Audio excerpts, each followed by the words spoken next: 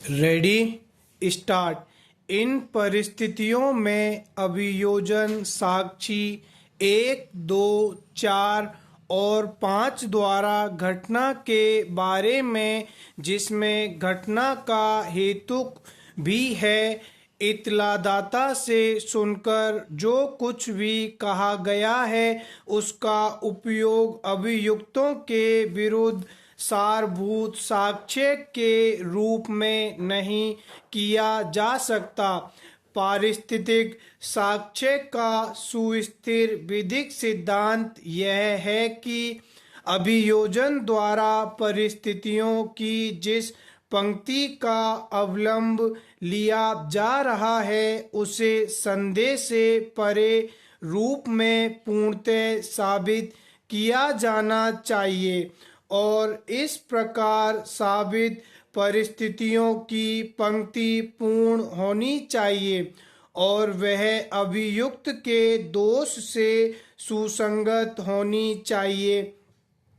परिस्थितियां निर्णायक प्रकृति और प्रवृत्ति की होनी चाहिए और यह कि परिस्थितियां ऐसी होनी चाहिए जिनसे कि अभियुक्त के निर्दोष होने की बाबत प्रत्येक युक्ति युक्त परिकल्पना को वस्तुतः अपवर्जित किया जा सके।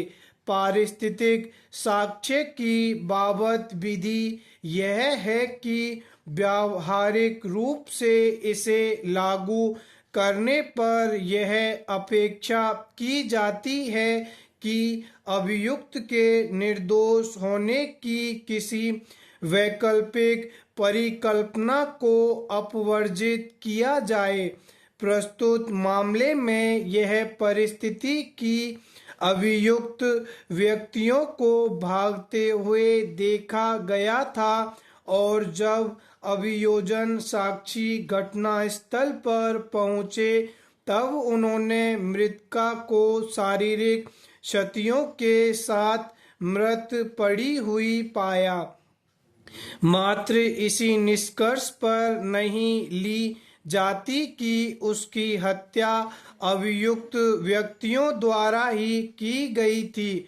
उसकी हत्या किसने की, उसे कैसे मारा गया और किस हथियार से मारा गया, इन प्रश्नों पर प्रत्यक्ष और पारिस्थितिक दोनों ही साक्ष्यों का पूर्ण अभाव है।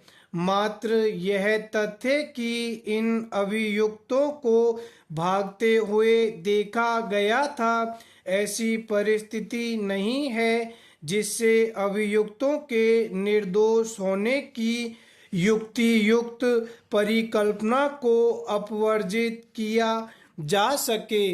अभियुक्त के माता पिता के नाम का प्रथम सूचना रिपोर्ट में उल्लेख न होना किंतु सामान्य डायरी में उसका उल्लेख होना अभियोजन कहानी में साक्ष्य पर संदेह पैदा नहीं करता है।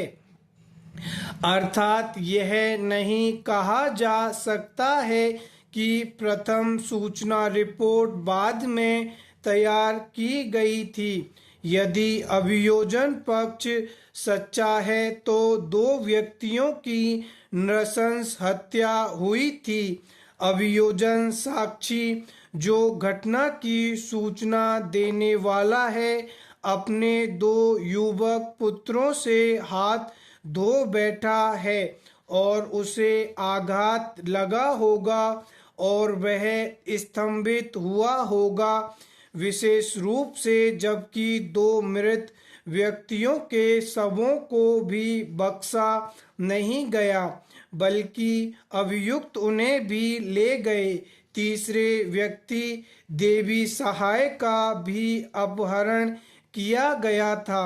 अतः इन परिस्थितियों में अभियोजन साक्षी की ओर से पहली चिंता कम से कम शवों को वापस पाना और तीसरे व्यक्ति के प्राण बचाना है जो बहुत गंभीर खतरे में थे। ऐसे में अभियोजन कहानी युक्तियुक्त है। स्टॉप।